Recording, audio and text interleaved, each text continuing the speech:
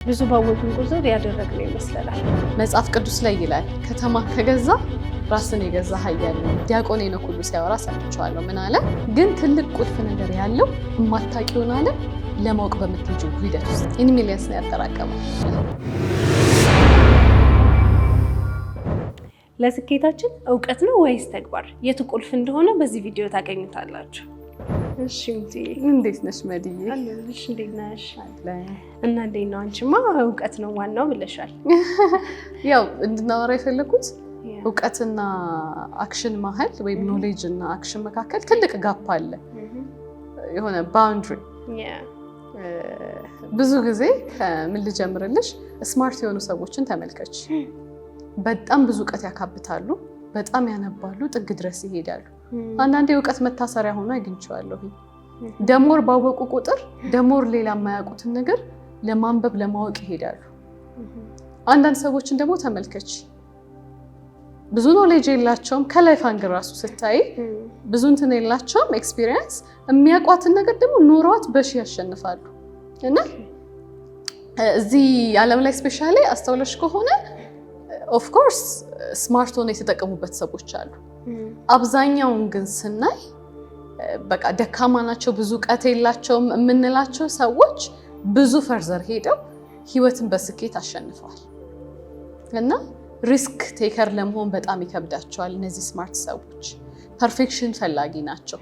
ይሄኛው እየኖሩት አይደለም ኤክስፒሪየንሱ እንዲፈታላቸው የሚሞክሩት።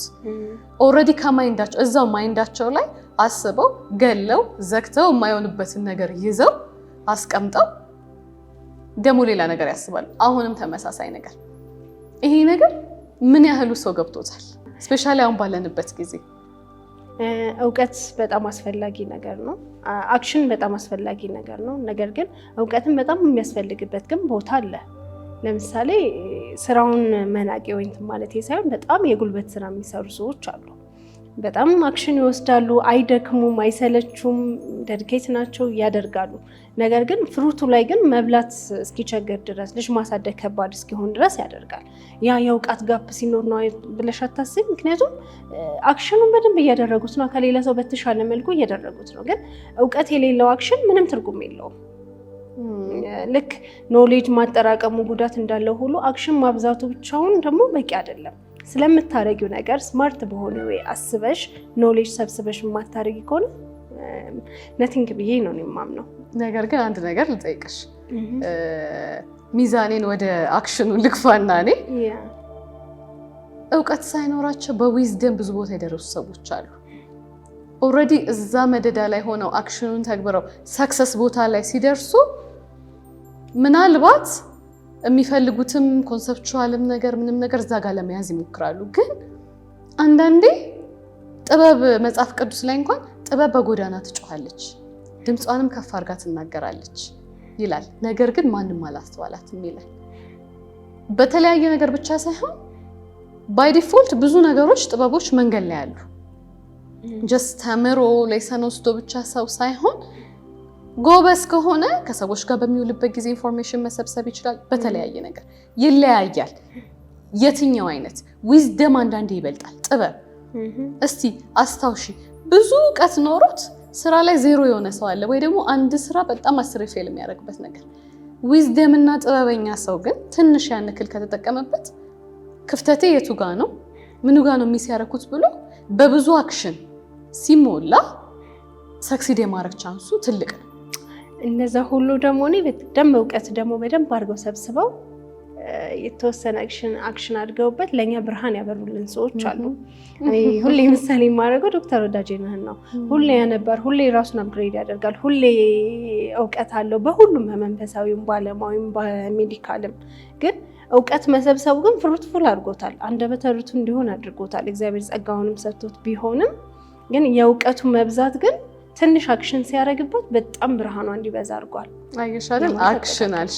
ዶክተር ወዳጄነህ ኦፍ ኮርስ የተማረ ሰው ነው፣ ጥበበኛ ሰው ነው፣ ብዙ ነገር ያውቃል።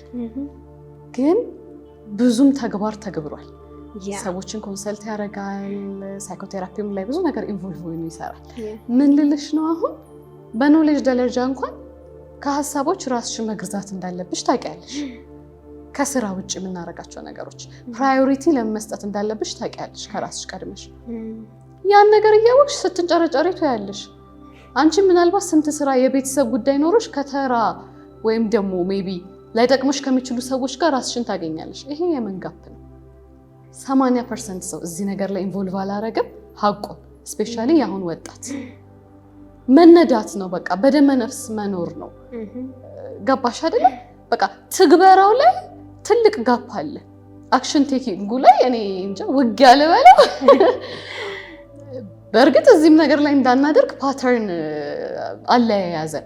ኮንፈርት ዞን ላይ በጣም አንድ የለመደ ሰው ከማድረግ ይልቅ አይምሮ ይሸውደዋል። አሁንም ወቅ ጨምርበት፣ ገና ነህ ይለዋል። እየዘራሽ ነው ወይ? እየኖርሽው ነው ወይ? ምን ያህሉ ሰው ኦዲት ያደርጋል? አንቺ ውሃ መጠጣት እኮ በጣም ሲምፕለስቲንግ ነው። እዛ ጋር ውሃውን እያየው አንስቶ የሚጠጣ ሰው በጣም ያታግለዋል። በስራ ብቻ አይደለም። ጸሎት ልትጸልይ ፈልገሽ የአእምሮችሽን ቋንቋ በስርዓት ላይ ፎከስ አድርጎ ኮንሰንትሬት ማድረግ። የድሮ እናቶችን ተመልከች፣ ምን ያህል ተምረው ነው? ብዙ ጥበብን ያውቃሉ። ብዙ ጥበብን፣ ብዙ የሚናገሩት ነገር አለ። ከመድኃኒት ጀምሮ ብዙ ነገር ተገኝቷል። ያን ሁሉ ስልሽ አሉት የሆኑ አይነት እንትኖች ግን ይኖሩታል።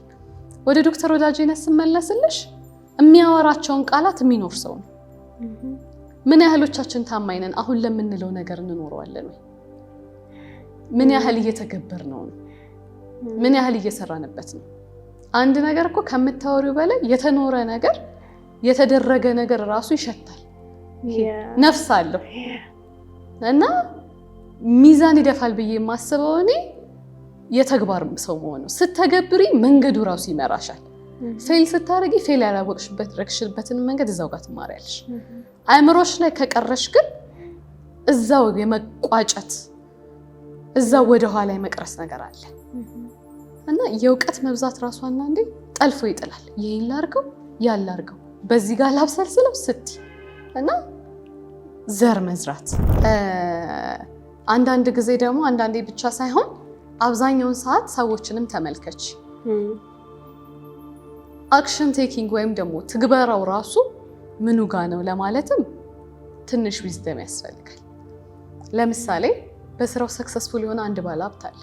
ስራው ላይ በጣም ይለፋል፣ ሀብት አካብቷል፣ ቤቱ የሚጎልበት ነገር የለም፣ ልጆቹ የሚጎልባቸው ነገር የለም። አንዳንድ ሰዎችን ነው የምልሽ። ቤቱ ግን ልጆቹ ላይ ፍቅር አጥቷል። አድገው እነዛ ሰዎች ያላቸው ሪሌሽንሺፕ ከአባትየው ጋር ምንም አይነት ነገር የለም። ለሚስቱ ፍቅር የማይሰጥ ወንድ ሊሆን ይችላል። ሚስቱ ቤት በማኔጅመንት እና በሂሳብ ማለት ቤቷን ማኔጅ ለማድረግ ልትቸገር ትችላለች። ተናዳጅ ነው ያ ሰውዬ። ኢሞሽናል ኢንቴሊጀንት አይደለም። በቃ ይጮሃል፣ ነገሮች ሲመጡበት ኢሪቴት ያደርጋል፣ ስትረስፉል ነው፣ ጤናውን አይጠብቅም። አንዳንድ ሰዎች በአጭሩ ህይወታቸው ይቀጫል በዚህ አይነት ሁኔታ። የቱ ጋር ነው የምተገብረው? ይሄ ማመዛዘን ህይወትን እንዴት ነው ባላንስ እያደረጉ መኖር። ይሄ the 7 habits of highly effective people ከሚለው ውስጥ አንዱ ሻርፕ እንደሰው ነው። ያ ማለት አንዱ ነገር ብቻ አይደግ፣ ስታድግ ሁሉ ነገር ሆነ ህደግ፣ ሁለገብ ሆነ ህደግ። ማይንዳችን ደግሞ ባይ ዲፎልት የሆነ የያዘውን ነገር ይዞ ብቻ መሮጥ ይፈልጋል። አንዳንዱ ስፒሪቹዋሊቲ ብቻ ላይ ይተገብራል፣ ጥግ ነው። ኦፍ ኮርስ መልካም ነገር ነው። አንዳንዱ ስፖርቱ ላይ በጣም ጥግ ነው፣ አሪፍ ሰራ። አንዳንዱ ቺል ማድረግ ላይ ብቻ ጥግ ነው። አንዳንዱ ለቤተሰቡ በጣም ሟች ነው፣ ዋጋ ይከፍላል። የሆነ ፓርቱ ግን ተንጠልጥሏል። አንዱ እየሞላ በአንዱ የሚያፈስ ማለት ነው። ያ በእድገትሽ ላይ ሰውነትሽ ሁሉ አድጎ እጅሽ እዚች ጋር ብትቀር ሳታድግ ምን አይነት ሙሉነት ነው የምትኖሪው? እና ተግባር ሲባል ስኬትን ዓለም ያስቀመጠልንን ብቻ ሩጫ ሳይሆን አይምሮንም ማደስ፣ ራስሽን ማዳመጥ፣ ብቻ እነዚህ ፊዚካሊ ሜንታሊ ምንም ያሉትንም ነገሮች በተግባር መኖር። እነዚህ ነገሮች ምን ያህል እውቀት ይፈልጋሉ? አስተሳሰብ ናቸው። ሳምሃው ኮንሺየስ ነሽ አንቺ ለፋሚሊ መኖር እንዳለብሽ፣ ለጤናም ለምንም ሁሉ ባላንስ ማድረግ አለብን።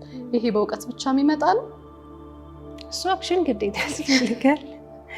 አክሽን ያስፈልጋል። ግን ሁሌ የሆነ ነገር ማድረግ ስንፈልግ ለዛ ለሚያስፈልገን ነገር በቂ እውቀት ግን መኖር አለበት። ያለ እውቀት የምታደርጊው ወዴት? እሺ የሆነ ቦታ መሄድ ፈለግሽ፣ መድረስ ትፈልጊያለሽ። ለምሳሌ ናዝሬት እንበል፣ መንገዱ እንዴት እንደሚሄድ አስፋልቱ በየት በኩል እንደሆነ ምን እንደሚያስፈልግ የቱ ጋር ብሬከር እንዳለ እውቀቱ ከሌለሽ አክሽን ብቻ ብለሽ ዝም ብሎ በመነዳት መድረስ ትችላለሽ። ሳምሃው እኮ እንዴት መሰለሽ አሁን ኖሌጅን ምናልባት ሊያስረዳ የፈለኩበት ምክንያት ከልጅነታችን ያጠራቀምናቸው ነገሮች ተጽዕኖ ይኖራቸዋል። ብዙ ልጆች አይተሽ ከሆነ በቻሌንጅ ያደጉ ምንም አይነት ቤተሰብ በትምህርት እንትን ያላላቸው ልጆች የሆነ የስራን ሲስተም ያውቁና የሆነ ቦታ ተፍ ብለው አምልጠዋል። እንግዲህ አንድ ሳይድ በምንለው በዚህ አንግል ማለት ነው። ያ ነገር ከምን መጣ? በቂ እውቀት ከማከማቸት አይደለም። እነዛ ሰዎች የቻሌንጅ ሲስተም ውስጣቸውም ተቀብሯል። ያን ሲስተም ስለለመዱት አዲስ ፓተርን የቻሌንጅን ለመስራት አይከብዳቸውም። ስለዚህ ቶሎ የትግበራ ሰው ላይ ገብተዋል። እና ምንድነው ይህን ሀሳብ ያነሳውበት ምክንያት ጋፕ አለ በእውቀትና በተግባር መሀል ትልቅ ጋፕ አለ፣ ትልቅ ውጊያ። አውቀሽ ለመኖር ከአይምሮሽ ጋር አንዳንዴ ዳይለማ ውስጥ ትገቢያለሽ። ሊሄደው አልሄደው እንዴት ነው በዛ ነው ምናምን ነገር ትባባያለሽ። ይህን ጋፕ አንድ ከሚይዘው አንድ ነገር ፓተርን ነው፣ አለመልመድ። አበሻ ሲተርት የማያውቁት ሀገር አይናፍቅም ይላል። አይምሮም እንደዛ ነው። ካላወቀው ወዴት ይናፍቀዋል? ወዴት ይናፍቀዋል ብቻ ሳይሆን ያለመደው ነገር ስለሆነ ለመግፋት ራሱን አይችልም። ግን ትልቅ ቁልፍ ነገር ያለው የማታውቂውን ዓለም ለማወቅ በምትሄጂው ሂደት ውስጥ ነው። ምን መጽሐፍ ላይ ነው ራሱ ምን ይላል? ድቅድቅ ጨለማ ውስጥ መብራት ይዘሽ ያቺ ላይት ናት መንገዱን የምትመራሽ። ጨለማ ኦልሬዲ ጨለማ ነው፣ አንቺ ግን ብርሃን መሆን ትችያለሽ። ያ ደግሞ ፓዚሽን ማመን፣ የተደገፍሽውን እጅ ማመን ይጀምራል። እዛ ላይ ስታምኚ ቀጣይ አላውቀውም ብለሽ ፍረስትሬት አታረጊም፣ የምታውቂያትን ታረጊያለሽ።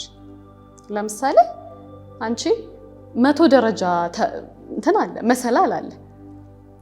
ያን መሰላል አንድ ብለሽ ነው 2 3 እያልሽ የምታወጪው። 100ን አውቀሽ አይደለም፣ ሂደቱ ነው የሚያስተምርሽ።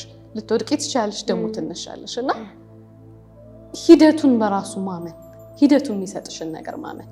አልበዚያ ማይንድ ራፍ የሚሰጥሽ ጫፉ ነገር እኮ ከባድ ነው፣ ይከብደዋል ራሱ ማይንድ ድራይቭ ላይ ማድረግ። እንዴት አውቀዋለሁ ወዴት ነው ይልሻል። ስቴፕስ ግን ማተር።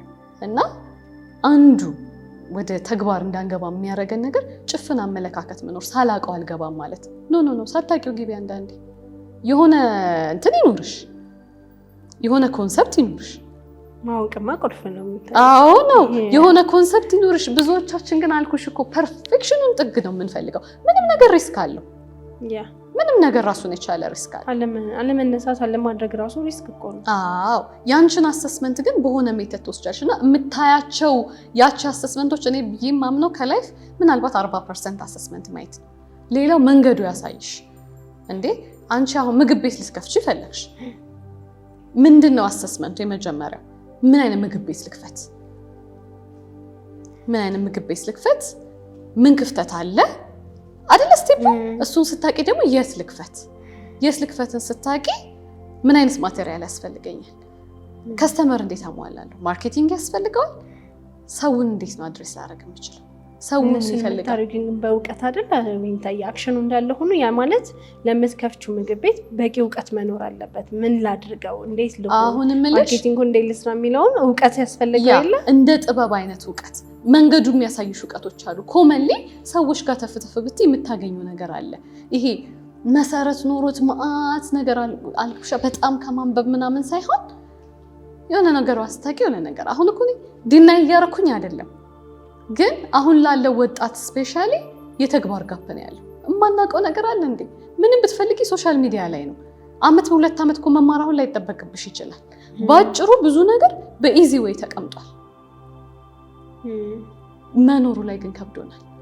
ምን ይመስልሻል አንቺ አንዱ ጋፕ እንዳንተገበረ የሚያደርግ? ብዙ ባወቅን ቁጥር ያደረግነው ይመስለናል። አንዱ ችግር እሱ ነው።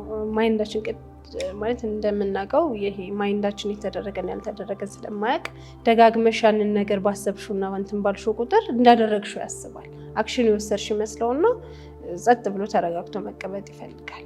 እሱ ይመስለኛል አንዱ ጋፕ። እውቀት በጣም ማብዛት፣ የተለያዩ ኢንፎርሜሽኖች መሰብሰብ፣ ስለ አንድ ነገር ደጋግሞ ከብዙ ሳይድ ማወቅ። አንዷን ነገር መረዳት ማወቅ ከዛ እሷን ቴስት ማድረግ እና እንዲህ ሞክሮ አለመሆን ራሱ ቆንጆ ነው። ሁለተኛው ደግሞ የዲሲፕሊን ጋፕ ነው። የራስን አለመግዛት ትልቅ ችግር። ይሄ ችግር ምንድነው? አንድ ሰው አንድን ሀሳብ ታስቢና የኖሌጆችሽ መበራከት በራሱ ጠልፈው ይጥሉሻል ወይ ሶሳይቲው ላይ አይሆንም የሚልሽ ማይንድሴት የሰጠሽ ያ ነገር ሲሆን ራስሽን ገዝተሽ አይ ሃቭ ቱ ዱ ይሄ ነገር ከአንድ ወደ ሁለት እያልኩኝ መሞከር አለብሽ ብለሽ የሚታይሽን ነገር ራስሽን በመግዛት ማድረግ። መጽሐፍ ቅዱስ ላይ ይላል ከተማን ከገዛ ራስን የገዛ ኃያል ነው ይላል። አስቢው፣ ከተማን መግዛት ነው እኛ የሚከብደን። የምንፈልጋትን ቃል ግን ታማኝ መሆን ነው ትልቁ ነገር። እና ሀሳቦችሽን ራሱ መጥፎ ሀሳቦች ሲኖርብሽ ራስሽን መግዛት፣ ሁሉን ነገር ስራ ላይ ብቻ ስታተኩሪ ቤተሰቤስ ብለሽ ባላንስ ማድረግ፣ ጤናሽን ስታጭ ስትረስፉል ስትሆኚ ወደ ራስሽ መመለስ እና ወደ ተግባር እንድንገባ አንዱ የሚያደርገን አዌር ሆኖ አሁን ራሴን ማድመጥ አለብኝ፣ ወደ ራሴ ልመለስ የሚል ዲሲፕሊን በደንብ ማዳበር። እንደውም ይሄን ነገር ዲያቆን ሄኖክ ሁሉ ሲያወራ ሰምቼዋለሁ። ምን አለ? ሰዎች የሚመስላቸው መጽሐፍ እፈልግና የሆነ ሰዓት ሲፈስ ሲመጣልኝ ሀሳብ ነው መጽሐፍ ይላሉ። ሁሌ ግን ያ ሀሳብ አይፈስም። የሆነ ሰዓት ራስህን ዲሲፕሊን አድርገህ ገርተህ ማድረግ አለብህ። ዩሲ ምንም ፍሎ የሚያደርግልን ነገር የለም። አንዳንዴ እንታሰራለን፣ እንመለሳለን። በዛ ሰዓቶች ላይ ራስሽን መግዛት። ስጄ ጠረጴዛ ላይ ራሴን ቁጭ አደርገዋለሁ ሲሰምቻለሁ። በዚህ አንድ ምሳሌ የምናደርጋት በቅርብ የምናውቃት አንድ ወዳጅ አለችን እና በጣም እውቀት አላት። ጽሁፍ ላይ በጣም ጎበዝ ነች። የሆነ ፍሎ የሚያደርግ ነገር እንዳለ ያስታውቃል። ግን ይሄው ብዙ የለኝም በጣም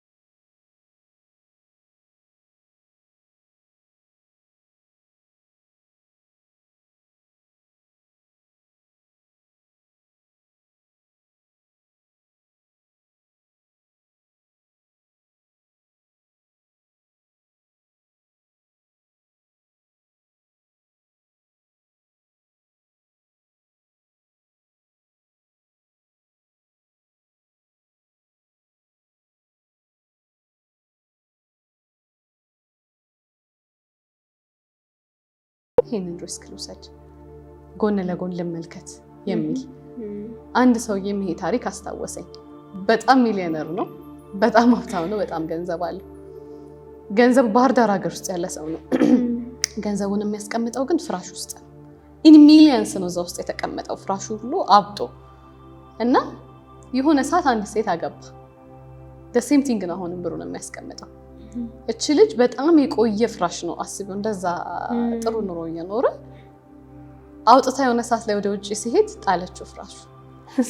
እውነተኛ ታሪክ ነው የምነግርሽ፣ የቅርብ ሰው ነው የነገረኝ እና አበደ። ስንት ዓመት የለፋበት ነገር ነው፣ ባንክ አያውቅም። ኢን ሚሊየንስ ነው ያጠራቀመው። ይሄ ከምን መጣ? አሁን የዚህ ሰውዬ የእውቀት ችግር አለበት። ገንዘብን እንዴት እንደሚያመር ታውቋል፣ ራሱን ግን እንዴት ማስተካከል እንዳለበት አላወቅም። ስናጠቃልለው ይንታየ እውቀትም ያለ ተግባር፣ ተግባርም ያለ እውቀት ምንም ናቸው። ትንሽ ትንሽ ከሁለቱም እያደረጉ ፍሬ ማፍራት የተሻለ ነው። እናንተስ ተመልካቾቻችን ራሳችሁን ከእውቀት አንጻር ወይስ ከተግባር አንጻር አገኛችሁት ወይስ ከሚዛናዊነት? መልሳችሁን ኮሜንት ሴክሽን ላይ ጻፉልን።